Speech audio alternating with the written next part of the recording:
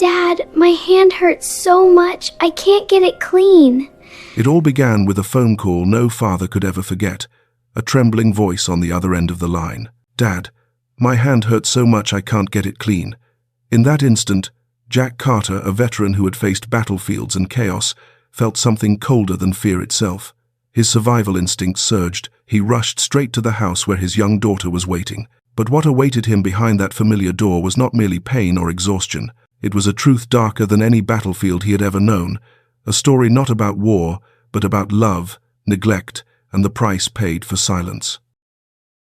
Jack Carter stood beside his old pickup truck, wiping the sweat from his brow after a long training session. 40 years old, his face etched and weathered by years of combat, Jack bore the unmistakable marks of a former Marine who had endured the hell of war. His grey-blue eyes carried a deep exhaustion not only from his search and rescue training work, but from the weight of life he carried on shoulders that were broad yet already beginning to stoop. 2 years. It had been 2 years since Lisa was taken from him in that fateful car accident. 2 years of raising Emily on his own until Marilyn appeared, the red-haired woman with a smile that seemed to promise a fresh start. 1 year of marriage, and he believed he had done the right thing.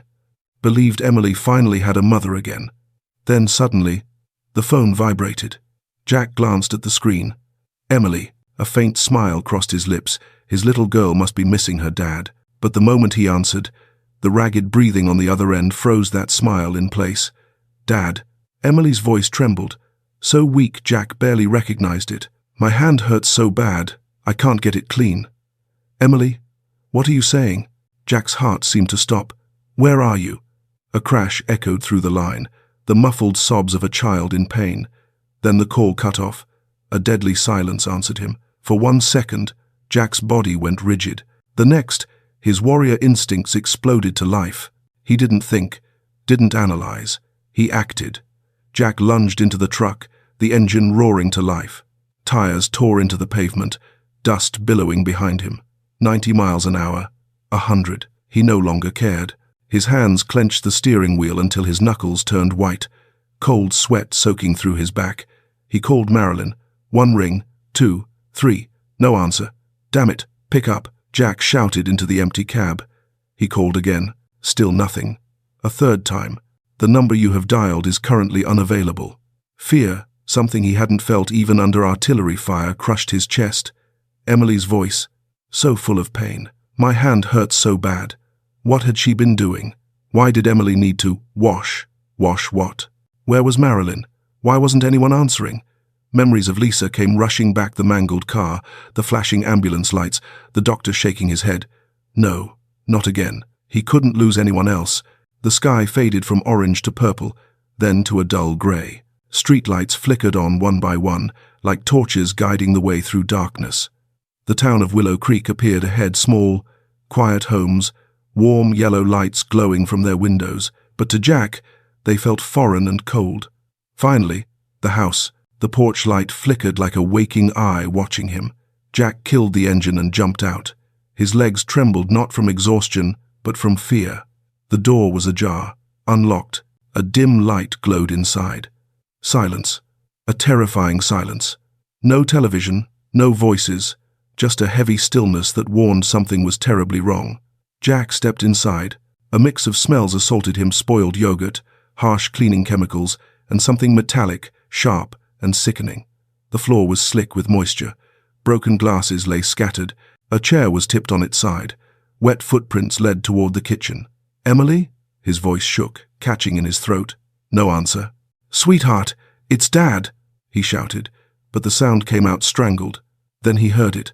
A small cry, very small, from the kitchen. Jack's heart nearly stopped.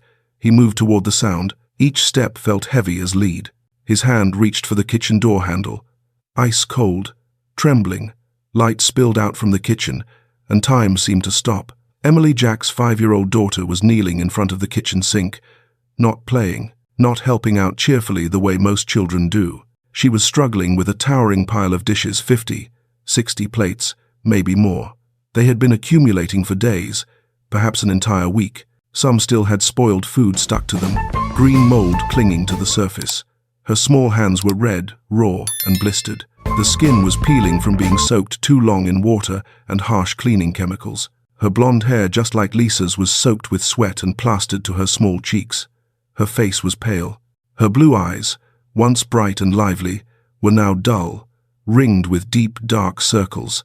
Her lips were dry and cracked, and her body, God help her, she was so thin Jack could see her ribs clearly through her thin shirt. Her small legs trembled, barely able to hold her upright. Emily struggled to lift a heavy frying pan. Her hands shook. The pan slipped and crashed into the sink with a loud clang. Tears streamed down her cheeks, but she didn't cry out. She endured it in silence. When Emily saw her father, her eyes widened, first in fear, then shame, and finally in overwhelming relief. "Dad!" Her voice was barely more than a last breath. Jack's mind could not process what he was seeing. This couldn't be real. This had to be a nightmare. But the searing pain in his chest reminded him it was real. All of it was real. Jack dropped to his knees beside her. Ice-cold water soaked into his jeans. His trembling arms reached out and pulled Emily into him. Her small body collapsed against him like a bird with a broken wing, shaking uncontrollably. "Sweetheart, what happened?" Jack asked, his voice breaking. I had to wash everything," Emily sobbed. "If not, I wasn't allowed to eat dinner." Every word nearly destroyed him. "Where is Marilyn?" he forced himself to ask. "She left this morning. She said I had to finish before she came back." The tears came faster now. "I tried, Dad, but there's too much. My hands hurt so bad." Jack held her tighter. Inside him, rage burned like fire. But this was not the moment for it. Right now, his daughter needed to be safe. He looked around the kitchen. The sink was overflowing with filthy dishes. The countertops were smeared with dried food. The floor was slick with soap. The trash can was overflowing, the stench unbearable. The dish soap bottle was nearly empty, which meant Emily had been doing this for a very long time. Jack carried Emily into the living room, carefully. She was frighteningly light. He laid her on the sofa and covered her with a thin blanket. He scanned the house. There was no sign Marilyn had been there that day, or for many days before. Jack rushed upstairs to Emily's room, an old bed with a single thin blanket, no real toys, but there was a sketchbook. Jack opened it, and his heart shattered. Every drawing was dark. Rain, shadows, a small girl standing alone. No sun, no bright colors, only gray, black, and brown. "How could I not have known?" Jack whispered. "How did I let this happen?" He ran back downstairs, pulled out his phone, and with shaking hands dialed 911. "My daughter needs immediate medical attention," Jack said, his voice trembling as he tried to stay composed. "What happened, sir?" the operator asked. Jack looked at Emily lying still on the sofa, her eyes closed. "My child has been neglected. I believe she's been suffering for a long time." He sat beside her, gently stroking her hair, holding her small hand covered in blisters, looking into her eyes as they slowly opened again, frightened and fragile. "Dad, am I in trouble?" Emily whispered. "No, sweetheart, never. No one will ever scold you again." Jack swallowed his tears. "I tried, but I couldn't finish in time." Her voice trembled. "I'm sorry, Dad." Jack's tears spilled freely now. "You did nothing wrong. I'm the one who's sorry. I failed to protect you." Painful thoughts tore through his mind. "I'm her father. I should have seen it. Marilyn, what did she do to my child? I will never forgive myself." The sound of an ambulance siren pierced the air outside. Red and blue lights washed over the front yard. Paramedics rushed in with a stretcher. Jack held Emily tightly, unwilling to let go, but he had to. She needed help. As they placed Emily on the stretcher, she looked at her father, her blue eyes filled with tears. "Don't leave me, Dad," she whispered. Jack gripped her hand. "I promise. I will never leave you alone again." And as the ambulance sped off into the night, Jack Carter knew that the greatest battle of his life had never been on some distant battlefield. It was here, for his daughter, and he would fight for her until his very last breath.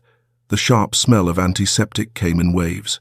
The steady beeping of machines, the rhythm of Emily's heartbeat displayed on the monitor, served as a reminder that she was still here, still fighting. Dr. Robert Hayes, a 50-year-old man with graying hair and the hardened face of someone who had witnessed far too much suffering, was examining Emily. Each time he touched her small body, Jack saw the doctor's expression grow more serious.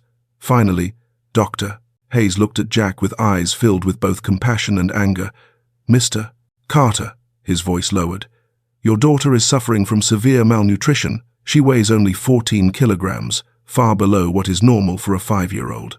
Each word struck Jack's chest like a sledgehammer. "Severe dehydration. We're administering IV fluids," Dr. Hayes continued. "Both hands show chemical burns.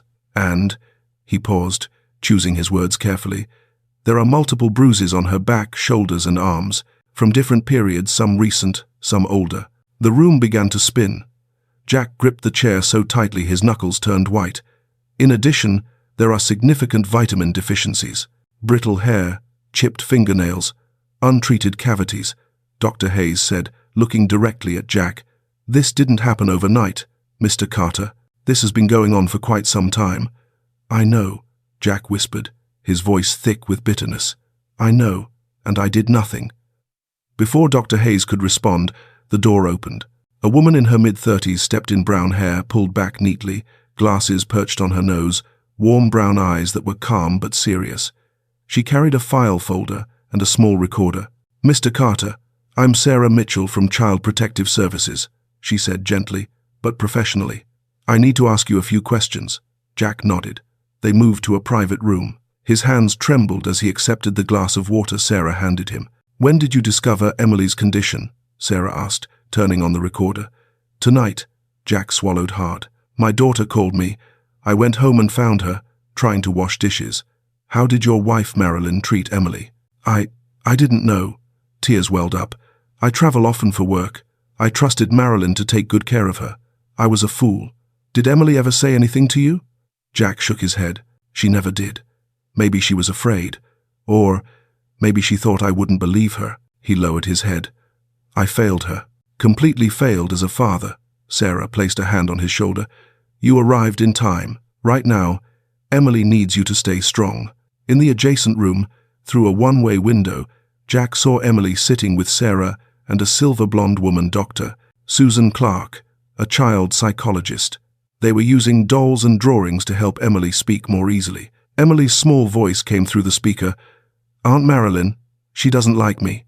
Jack clenched his fists. "When Dad leaves, she makes me do all the housework. Dishes, mopping the floor, washing clothes." Emily's voice trembled. "If I don't finish, she won't let me eat. Sometimes." Emily paused, tears rolling down her cheeks. "Sometimes she yells at me, says I'm useless." Dr. Clark spoke softly. "You've been very brave telling me this. I didn't dare tell Dad.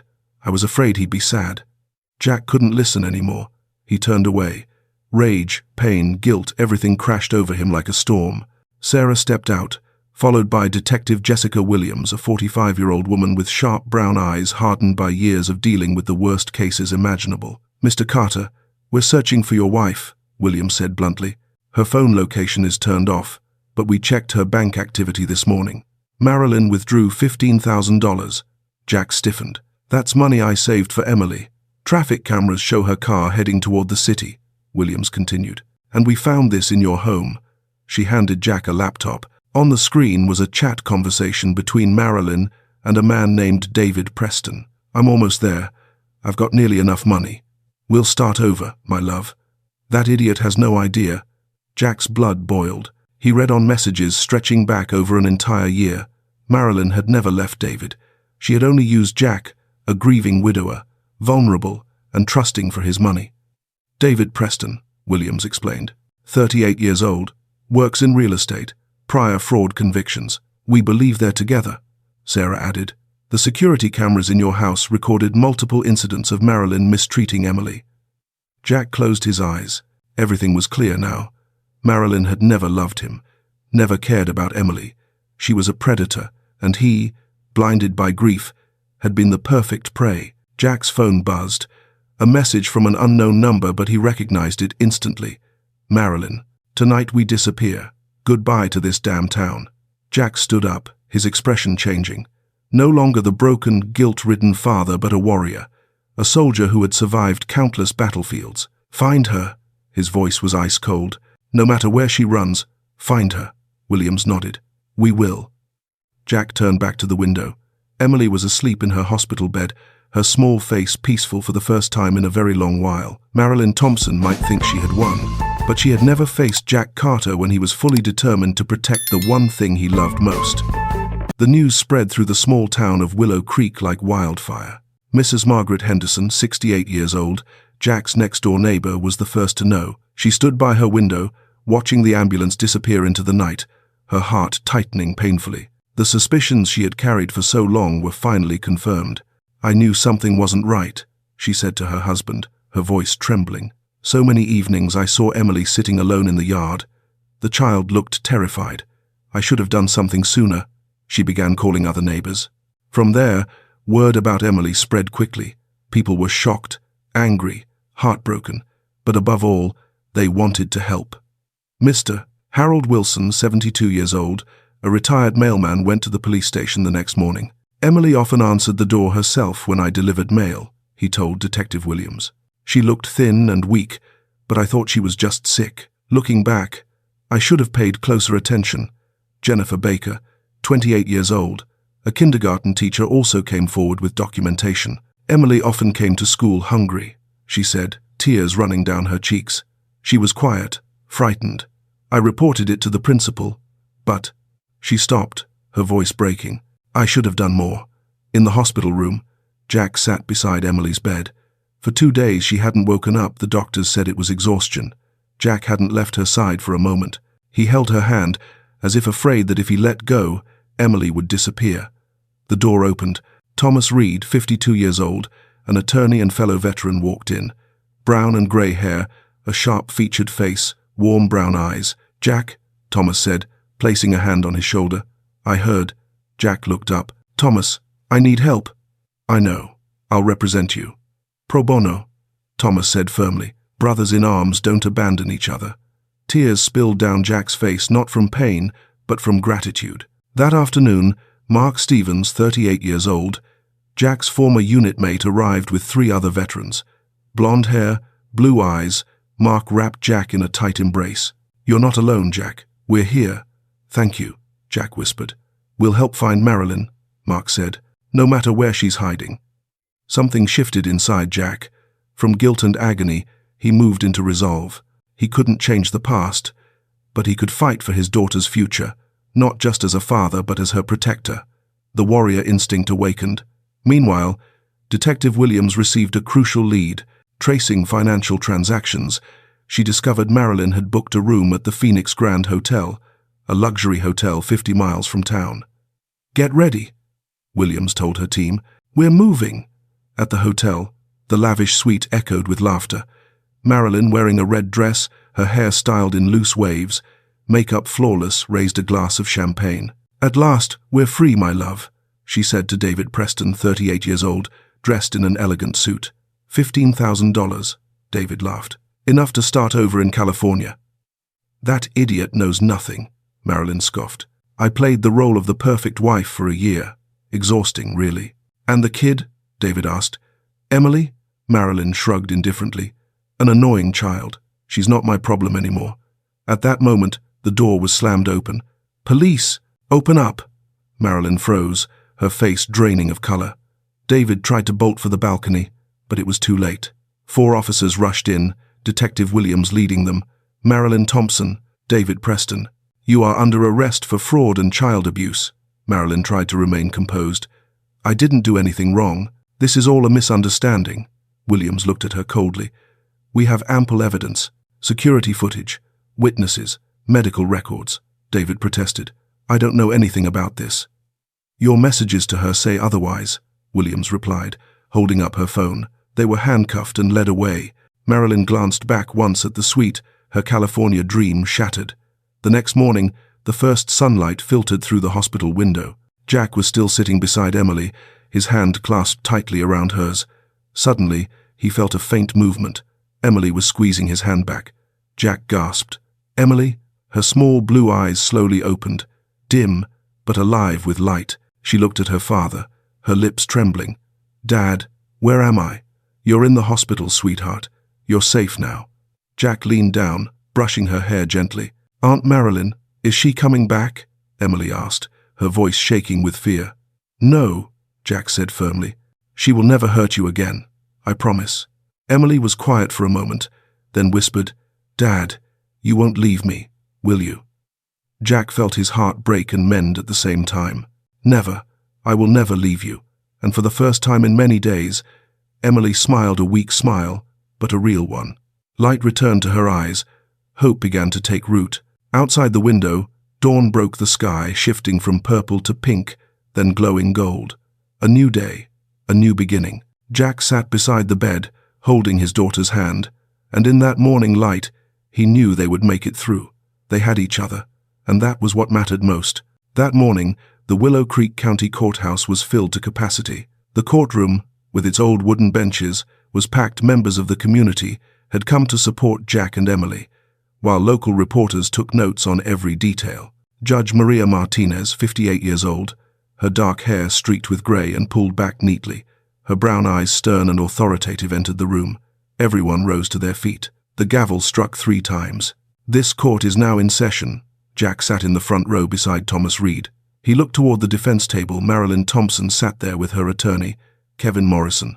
She was dressed modestly, her hair neatly tied back, making an effort to appear remorseful. But her green eyes remained cold, devoid of emotion. Beside her sat David Preston, wearing a gray suit, his head lowered in silence. Thomas Reed stood, his voice clear and steady. Your Honor, we are here today to seek justice for Emily Carter, a 5-year-old girl who has endured far more suffering than any child ever should. He began presenting the evidence. Dr. Robert Hayes was called to the stand. Opening the medical file, the doctor spoke in a grave tone. Emily suffers from severe malnutrition. Her weight is only 14 kilograms. Severe dehydration, chemical burns on both hands, and multiple bruises from different points in time. Images of Emily's injuries were displayed on the screen. Many in the courtroom sighed in anguish. One woman wiped away tears. Next came footage from the home's security cameras. The screen lit up. Marilyn was seen yelling at Emily, her voice sharp and filled with contempt. Another clip showed Emily struggling to mop the floor, her hands trembling, while Marilyn stood nearby, watching coldly. Each video left the courtroom in suffocating silence. Mrs. Henderson was called next. Her voice shook as she testified. I heard shouting many times. I saw Emily sitting alone in the yard at night. The child looked terrified. Miss Baker, the kindergarten teacher, followed. Emily always came to school hungry. She was quiet, fearful. Lunch at school was often her only meal. Mr. Wilson nodded in agreement. She was often alone. There was no adult caring for her. Thomas Reed then presented financial evidence. Marilyn Thompson repeatedly withdrew money from Jack Carter's account. She spent it on luxury items for herself. There were no expenditures for Emily, and she transferred funds to David Preston. The large screen then showed a recorded video of Emily, filmed in a warm, comfortable room, with Dr. Clark seated beside her. Holding a doll, Emily spoke softly but clearly. Aunt Marilyn made me do all the housework. If I didn't finish, she wouldn't let me eat. Tears rolled down her small cheeks. I was scared. I didn't dare tell my dad. Jack bowed his head, his hands clenched tightly. Many in the courtroom wiped away tears. Marilyn, however, maintained her cold expression. Defense attorney Kevin Morrison stood, attempting to argue. My client was under significant stress. Her actions were not intentional. Emily may have exaggerated. Objection, Thomas Reed thundered. The video evidence is undeniable. Multiple witnesses have testified. Marilyn Thompson's behavior was systematic, prolonged, and deliberate, not accidental. Judge Martinez struck the gavel. Objection sustained. Finally, Marilyn was allowed to speak. She stood, her voice cold. The child was lazy. I was simply disciplining her. She needed to learn responsibility. The courtroom erupted. The judge struck the gavel repeatedly. Order! Order! Jack looked at Marilyn, the woman he had once trusted, believed would love his daughter. Now she was nothing more than a stranger, cold, unfeeling, without conscience. Judge Martinez delivered the verdict, her stern voice echoing through the room. Marilyn Thompson, the court finds that you committed severe child abuse. Your actions were systematic, intentional, and cruel. She paused, looking directly at Marilyn. The court hereby sentences you to 8 years of incarceration. You are permanently prohibited from contact with children. You are ordered to pay $50,000 in restitution, mandatory psychological treatment, with no reduction of sentence, and permanent placement on the offender registry. Marilyn's face went pale. Anger flared in her eyes, but there was no remorse. "David Preston," the judge continued, "you are sentenced to 3 years in prison for complicity and fraud. You are ordered to return $15,000 and complete 500 hours of community service." David lowered his head, silently accepting the judgment. Applause broke out among the spectators, quickly silenced by the judge, but impossible to suppress. Jack let out a long breath. Justice had been served, but his heart still ached. Justice could not instantly heal Emily's wounds. Marilyn was led out of the courtroom, cold handcuffs on her wrists. Before passing through the door, she turned and glared at Jack, her eyes filled with hatred, as though everything were his fault. Jack did not return her gaze. His thoughts were only of Emily, waiting for him at home, slowly learning how to trust again. Thomas placed a hand on Jack's shoulder. "It's over, my friend." Jack nodded. "Justice has been done, but this is only the first step. The road to healing is still a long one." The house greeted Jack and Emily with a heavy silence. The yellow porch light, once warm and welcoming, now felt cold, like the gaze of a stranger. Jack held Emily's hand as they stepped onto the porch, but she suddenly stopped. "Dad, I'm scared." Emily's voice trembled. Jack knelt down and wrapped his arms around her. "Sweetheart, we're just here to get our things. We won't stay long." Yet even Jack could feel that this place was no longer a home. Every corner held painful memories. The kitchen where Emily had struggled with towering piles of dishes, the living room where she had been scolded, the small bedroom where she had cried quietly night after night. "We'll find a new place," Jack whispered, stroking her hair. "Somewhere without sad memories." That night, they stayed temporarily at Mark Stevens's house. The living room was warm, the fireplace flickering softly, but Emily still trembled. Jack had her sleep in the same room, laying a mattress beside his bed. In the middle of the night, a small scream jolted Jack awake. "No, I'm sorry. I'll do it. I'll wash them." Emily shot upright, her eyes wide but unfocused. Her hair was soaked with sweat.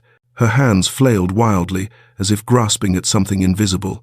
I'm here, Jack said, pulling her tightly into his arms, gently rubbing her back. "You're safe now. There's nothing to be afraid of."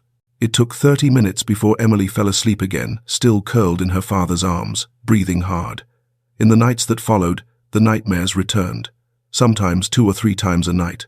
Emily was afraid to sleep, only closing her eyes when Jack held her close and softly sang to her.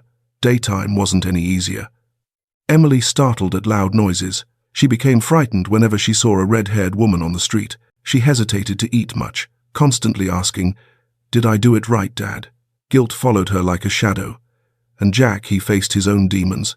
Why didn't I realize sooner? The question echoed endlessly in his mind. I was a terrible father. My child suffered because I trusted the wrong person. Every night was the same. Jack couldn't sleep. Whenever he closed his eyes, he saw Emily kneeling at the sink, thin, frightened, exhausted. He lay awake until 3 or 4 in the morning before drifting off. He didn't dare leave Emily's side for even a moment. He checked on her constantly. His worry became overwhelming. Mark tried to reason with him. "Jack, you need rest too. You're exhausted." "I can't." Jack shook his head. "If I'm not watching, if something happens, nothing will happen," Mark said gently. "Emily is safe now, but she needs to see her dad healthy." The following week, Dr. Susan Clark, the child psychologist, invited Emily to her office. The therapy room was warm, with soft blue walls, neatly arranged toys, books, and dolls. "This is your safe place," Dr. Clark said, her silver blonde hair falling softly over her shoulders. "You can do anything you want here."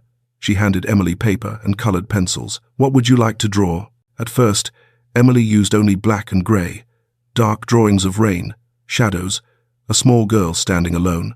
But gradually, session by session, brighter colors appeared, a little yellow, a little blue. Dr. Clark also counseled Jack. "You are not a bad father," she told him during a private session. "You were deceived." Marilyn was very skilled at hiding who she truly was. "But I should have known," Jack said, lowering his head. "Emily needs to see you strong so she can learn to be strong too." "Doctor," Clark said gently, "forgive yourself. That is the first step toward healing." The community continued to stand by them. Mrs. Henderson cooked meals for them every day. Miss Baker, the kindergarten teacher, came to visit, bringing sketchbooks and colored pencils. "I miss you so much. When you're ready, I'll be waiting for you at school." Thomas Reed helped Jack complete the paperwork and find a new home. "You've fought in war. This is just another battle, and you'll win." One night, Emily asked quietly, "Dad, will I ever be normal again?" Jack held her close, tears silently falling. "Sweetheart, we'll get there together, I promise. Scars may heal, but they leave marks behind, and sometimes those marks remind us of a strength we never knew we had." 3 months passed like drops of water falling one by one, slow but relentless. The new house was smaller, cozier. The walls were painted a soft cream color, with large windows that welcomed the morning sunlight. Emily's room was painted pastel pink, the color she chose after much hesitation. A new bed with soft, warm blankets, shelves filled with dolls, sketchbooks, and stuffed animals, but Emily still hadn't touched most of them, as if afraid they might disappear. In one corner of the room stood a small drawing table where Emily spent most of her time. Physically, Emily had made progress. She had gained 2 kilograms. The burns on her hands were healing, leaving only faint pink marks. Her complexion was healthier. Her blonde hair was growing back thicker, no longer breaking or falling out. But the invisible scars remained. Nightmares still came 2 or 3 times a week. Emily still startled at loud noises. She remained hesitant to eat her fill, afraid of being scolded for wasting food. She still didn't dare to play freely like other children. One morning, Jack accidentally dropped a glass while washing dishes. The sound of shattering glass rang out. Emily, who had been drawing in the living room, suddenly went pale. She ran into her bedroom and shut the door. Jack sighed, carefully setting the broken pieces aside. He walked to Emily's door and knocked softly. "Sweetheart, may I come in?" There was no answer, only the sound of quiet sobbing. Jack opened the door.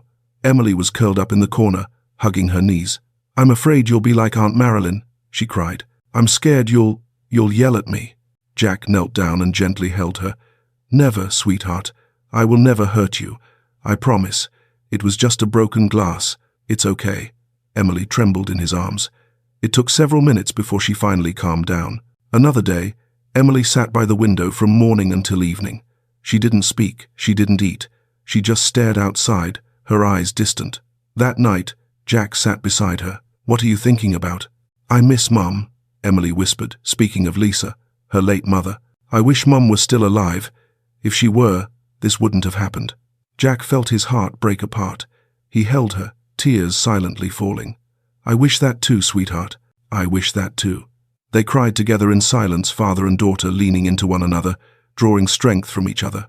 While grocery shopping one day, they unexpectedly passed a red-haired woman. Emily suddenly turned pale, trembling violently. She clutched Jack's hand tightly, her fingernails digging into his skin. "Dad, go home. Please go home," she whispered in fear. Jack said nothing. He lifted Emily into his arms and left the store immediately. On the way home, she continued to shake, burying her face against his shoulder. Jack was learning how to be a single father. He didn't know how to brush his daughter's hair. The first time, he tangled it badly, hurting Emily. "I'm sorry, Dad. I won't say it hurts anymore," Emily whispered. "No, sweetheart. I'm the one who's sorry." Jack set the brush down, his hands trembling.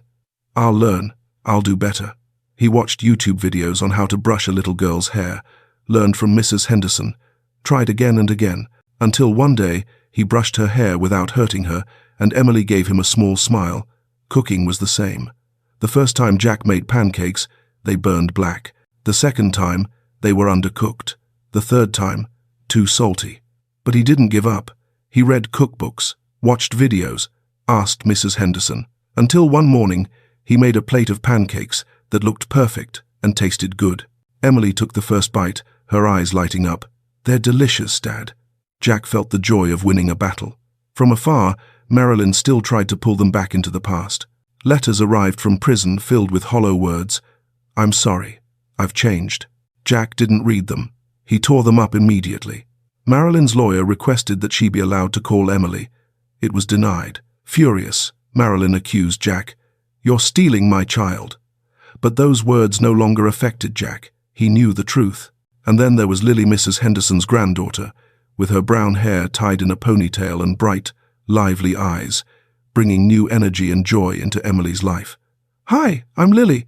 Are you Emily? She chirped. Emily hid behind her father, peeking out shyly at Lily. Do you want to play dolls? Lily asked, completely unaware of Emily's hesitation. Emily gave a small shake of her head. Then do you want to draw? I love drawing, Lily persisted cheerfully. I can draw a cat. Jack looked at Mrs. Henderson, who nodded encouragingly. Lily came to play 2 or 3 times a week. At first, Emily only sat and watched Lily draw. She said nothing, but Lily kept talking about her cat, about school, about little everyday things. Gradually, Emily picked up a colored pencil, drew with Lily, then played with dolls, then talked, her voice still small, but clear. One afternoon, Lily told a story about her cat getting stuck in a tree, imitating the cat's meow meow in such a funny way. Emily laughed. A clear, bell-like laugh rang out for the first time in 4 months. Jack, standing in the kitchen, heard it and burst into tears he couldn't control. Not tears of sorrow, but tears of hope. Another afternoon, Emily was drawing with Lily. Jack watched from a distance. Emily looked back at him and smiled a genuine smile, no longer afraid. Jack smiled back. No words were needed. They understood each other. Healing does not mean forgetting. It means learning to live with what has happened and still finding joy in each new day. 6 months after that fateful day, Emily stood in front of the mirror, wearing a new pastel blue shirt and a pink backpack slung over her shoulder. It was her first day back at school. Dad, I'm scared. Her voice trembled slightly. Jack knelt down to her eye level and gently held her small hands. You're very brave. I'm so proud of you.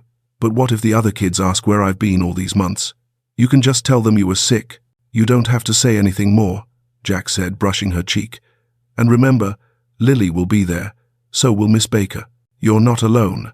Willow Creek Preschool welcomed them in the soft morning sunlight. Miss Baker, her blonde hair pulled into a ponytail, her smile warm, stood at the gate. Welcome back, sweetheart. I've missed you so much, she said cheerfully. Lily ran up and grabbed Emily's hand. Emily, let's sit together. I'll ask the teacher. We'll sit next to each other. Emily glanced back at her father one last time, her eyes still cautious. Jack waved, forcing a smile despite the worry in his heart. I'll pick you up after school. The first day passed slowly. Emily sat quietly, spoke very little, but she didn't cry or panic. Miss Baker was patient, never pushing her to join in right away. Lily stayed close, telling stories, drawing together, sharing colored pencils. When the dismissal bell rang, Jack had been waiting at the gate for 30 minutes already. Emily ran out and hugged him tightly. I did it, Dad. Jack hugged her back, tears welling up. I knew you could. You always can. During one therapy session, Dr. Clark flipped through Emily's sketchbook. She stopped at one, drawing a field of flowers beneath a blue sky, the sun shining brightly. Emily draws beautifully, Dr. Clark said to Jack. She has natural talent. You should consider enrolling her in formal art classes. And so, Emily began attending the local art center. Miss Rodriguez, 30 years old, with long black hair and warm brown eyes, was her instructor. What would you like to draw? She asked on the first day. Emily hesitated. I want to draw the sun. That's wonderful. Miss Rodriguez smiled. You know, the sun is a symbol of hope. Emily's paintings gradually changed. At first, there were still dark tones, gray, brown, black. But week by week, brighter colors appeared. Yellow for the sun, blue for the sky, red, purple, and orange for rainbows, pink for flowers. There was a painting titled Family Emily and Jack holding hands beneath a green tree. Another called Safe, a small house with a warm yellow light glowing from the window. Emily paints from the heart, Miss Rodriguez told Jack. She has a gift for expressing emotion through her art. She'll become a wonderful artist. One night, after putting Emily to bed, Jack sat alone on the sofa, reflecting on the journey they had taken from darkness to light, from pain to hope. If Emily can get through this, so can I, he thought. I can't change the past, but I can change the future. Then a question flashed through his mind. How many other children are going through what Emily went through? An idea took shape, a charitable foundation, to help abused and neglected children, to provide psychological counseling, legal assistance, and financial support. The next morning, Jack shared the idea with Emily. Sweetheart, I want to help other children like you. Emily looked at him, her eyes lighting up. So they won't be scared anymore, Dad. That's right. I want to help too, Emily exclaimed. I can draw pictures for them. Jack hugged her tightly. "You're amazing." He reached out to those who had stood by them. Sarah Mitchell, the social worker who had helped Emily, agreed to become head of counseling. "I'm in. This is what I've always wanted to do." Dr. Susan Clark agreed to serve as psychological advisor.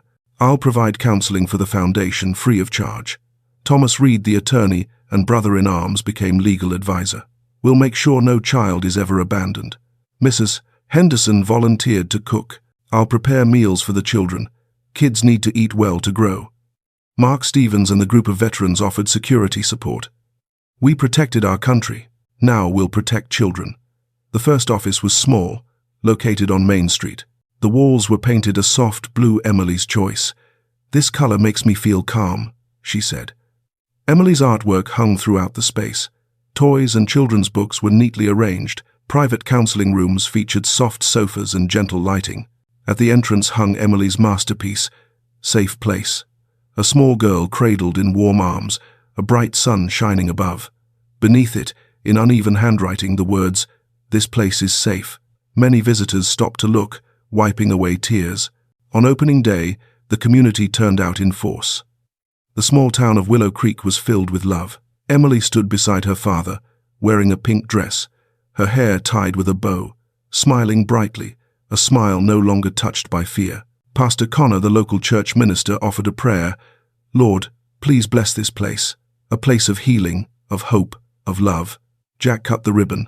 Applause erupted. Emily held her father's hand, her eyes shining. A new chapter had begun, not just for Jack and Emily, but for many others. From pain was born strength, from darkness came light, and from one small child emerged hope for countless lives. 1 year after opening its doors, the Emily Foundation was no longer as quiet as it had been on the first day. Children's laughter echoed from the playroom. Phones rang constantly. Volunteers moved back and forth carrying files, donated items, and warm smiles. Sarah Mitchell stood in front of the statistics board and smiled. "We've helped 47 children," she said to Jack. 23 families have received counseling. 12 cases were intervened in time, and more than 200 volunteers. Jack looked at the numbers and felt warmth spread through his chest. Each number was a story. A child rescued. A family healed. Tommy, 6 years old, with messy blonde hair, had come to the foundation with his grandmother. He was thin, frightened, unable to look anyone in the eye.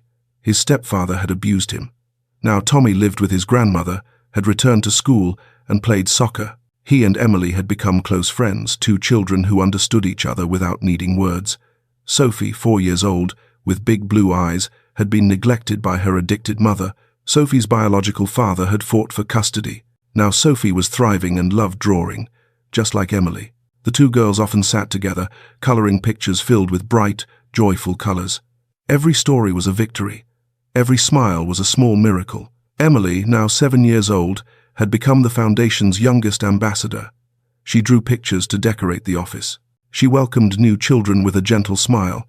"This is a safe place," she would say softly. "You don't have to be afraid anymore."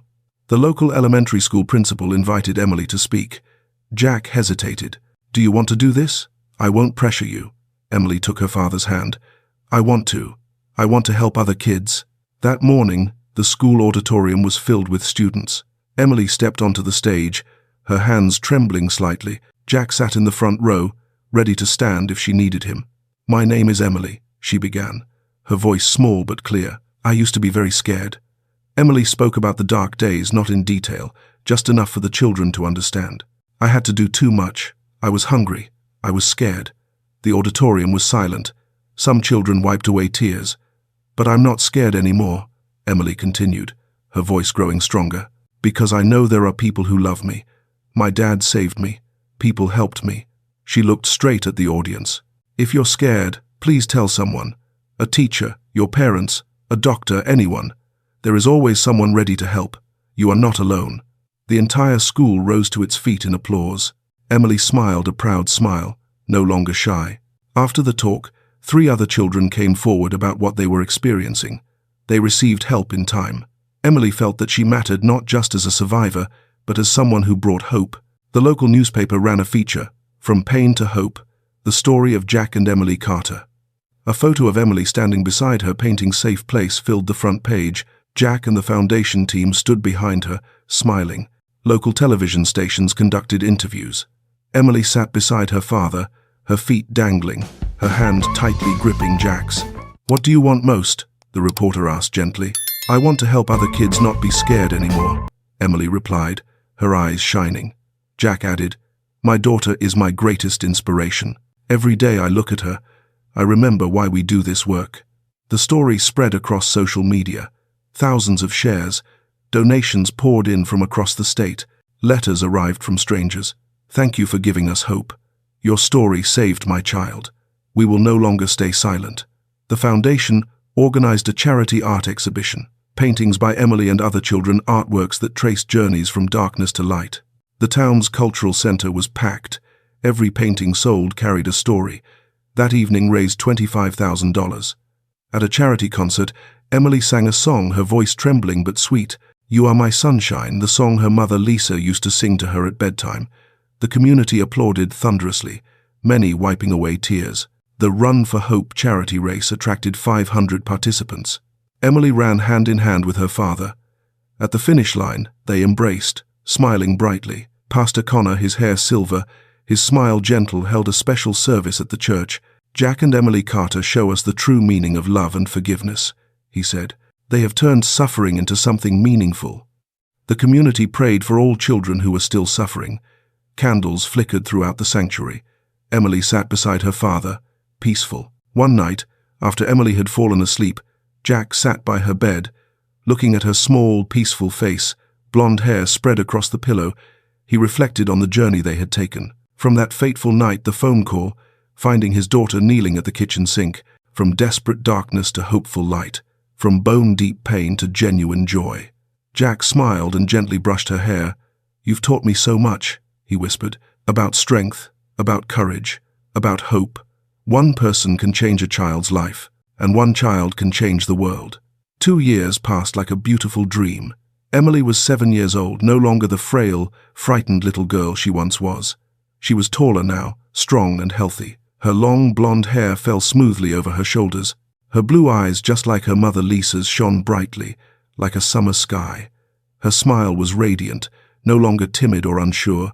She did well in school and had many friends.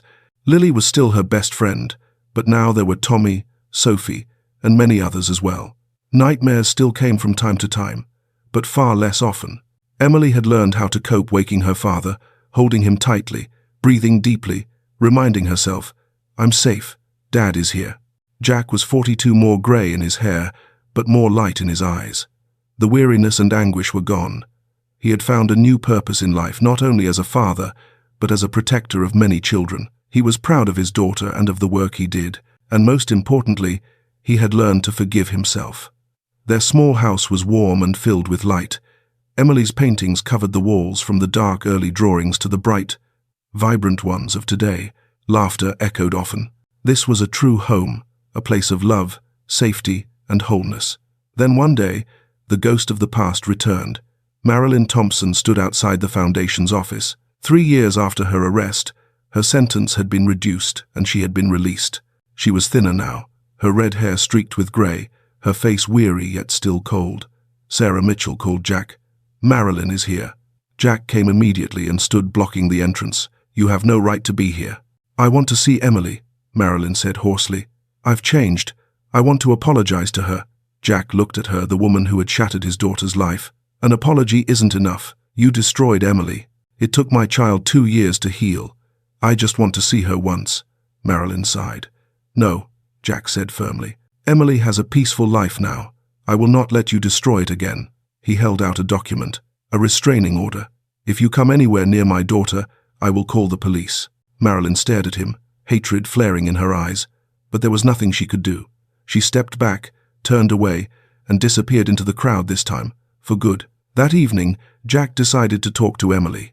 "Sweetheart, there's something I need to tell you." Emily sat on her bed, hugging her stuffed bear. "About Aunt Marilyn, Dad?" Jack startled.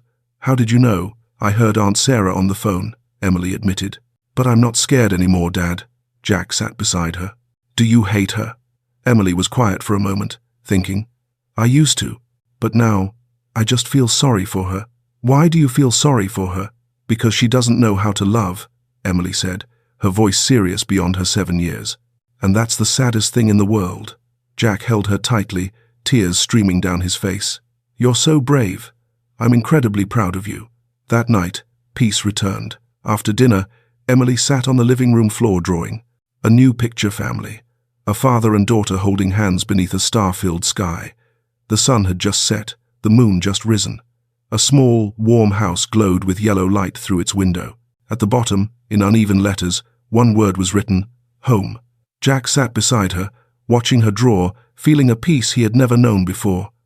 No more guilt, no more pain, only love and gratitude. Dad, I'm drawing us, Emily said without looking up. It's beautiful, sweetheart. I'm so proud of you. Emily stopped drawing and looked at him. I love you so much. I love you too, forever. Dad, are we happy? Emily asked, her eyes clear and innocent. Jack smiled, gently stroking her hair. Yes, sweetheart, we are happy, Emily beamed. I think so too. Late that night, Jack stood by the window, looking toward the Foundation's office. The lights were still on. Sarah Mitchell was answering a call from a 6-year-old girl who needed help. The light shone like a lighthouse in the darkness, guiding those who were lost. Jack smiled. We've done something meaningful. He stepped into the backyard. Emily followed, still holding her painting. They stood beneath a sky full of stars, sparkling like diamonds. Dad, there are so many stars, Emily whispered. Yes, Jack said, wrapping an arm around her shoulders. Just like hope, sweetheart. No matter how dark it gets, there's always light. They stood together in warm silence, holding each other beneath the stars, peaceful, whole. Sometimes, the quietest people carry the deepest strength. Those who never ask for attention are often the ones who bear the heaviest burdens. Love does not always roar. It works quietly through long nights and small acts that no one applauds. And perhaps that is what keeps the world turning. Unseen courage, loyal hearts, and people who give more than they ever receive. Jack Carter had once been a soldier, fighting wars on distant battlefields. But the most important battle of his life was not fought with weapons, it was fought in the heart. The battle to protect, to heal, and to love. And it was a battle he had won, not with force, but with love. Not with strength, but with patience. And in the arms of his little daughter, he found what he had been searching for his entire life. A place to call home, a reason to go on, and a love without conditions. The story you have just followed is a work of fiction, but it is inspired by real events that have occurred in life. The names of characters, locations, and certain details have been changed to protect the privacy and safety of those involved. However, the emotions, pain, and journey of healing that Jack and Emily experience reflect, in a very real way, what thousands of families face every day. From this story, we can draw several profound lessons about life. First, never remain silent in the face of injustice. If you or someone you know is suffering, speak up. There is always someone willing to help. Second, love and patience possess extraordinary healing power. Jack proves that a determined father can completely change his child's life. Third, something positive can grow out of pain. The Emily Foundation not only saved Emily, but also helped dozens of other children. Finally, hope never truly fades.